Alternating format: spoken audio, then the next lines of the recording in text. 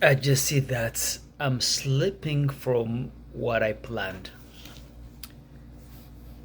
If you have a habit and if you are skipping one day, it was accident, it can be indifferent, you can get back. But if you miss 2 days, I heard it's really hard.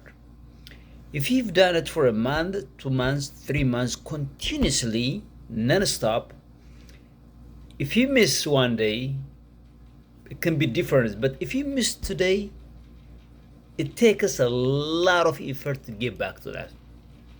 So that's what happened to me.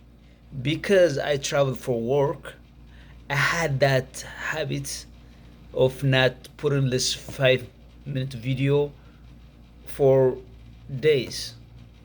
And then I can see that I don't have the motivation, the amount of motivation I had that much. I mean, I can see that, hey, when I was doing it every day, I kind of, I know the time, I want to do it, it's all over my mind.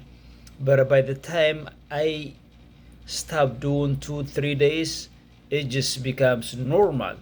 So that shows me I went back to the normal, the old good normal way that I really want to change. So all my 3 month effort now go back to circle zero again. Now I have to push it again because after I push in, I got the momentum. The momentum just keeps motivated, keeps you going, and that creates that a sense of accomplishment and sense of you keeping your promise. But this is what happened now. 3 days, it just even I want to skip the time. I want to do myself busy with something else. So my point is, you know, to develop a new habit is not easy. It's doable, but and then easily it can break. So just the main point I have seen is no matter what, it can be a quality, it can be less. No matter what, just it can be from size wise, from quality size, from duration, from anything can be smaller. But at the end of the day, you have to do it. So the lesson I learned is no matter what, if you writing something, if you're doing consistently or exercise, waking up time, reading time, video, anything, it all takes consistency. By the time you distract, you disturb that consistency, it takes a lot of energy, a lot of time to get back to where you left off. But you remember, it doesn't matter how long you did it, after 2 days, you develop a new habit. So once you develop a new habit, to get back to the habit you want, it just all take time.